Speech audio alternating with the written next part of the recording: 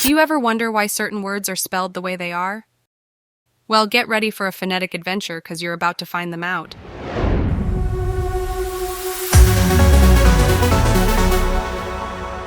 Welcome to our educational series on the English language.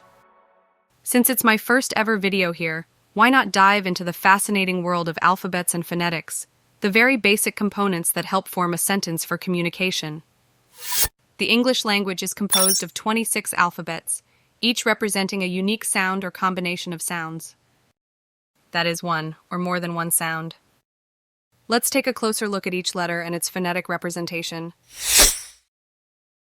In English, the letter A makes a short A sound, like the A in apple, pronounced as A. Let's bounce to the letter B. B is pronounced as B sound, just like in balloon. B is for ball, bat, or big. Last but not least, we have the letter C. Brace yourself because C can be a bit tricky. When followed by A, O, or U, it sounds like the letter C, as in cat. This letter is pronounced as K sound or S sound, depending on the word. But when followed by E or I, it turns into a sneaky S sound, like celery. Now that's a spicy letter.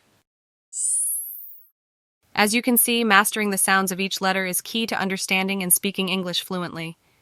To improve your pronunciation, use resources like phonetic charts, practice with native speakers, and listen to audio recordings.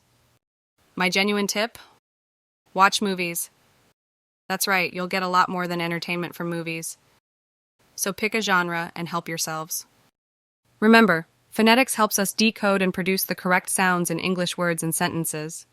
And with that, I wind up the briefest introduction to English language alphabets and phonetics. Stay tuned for more exciting lessons in our series. Hit that like and subscribe button for more such contents.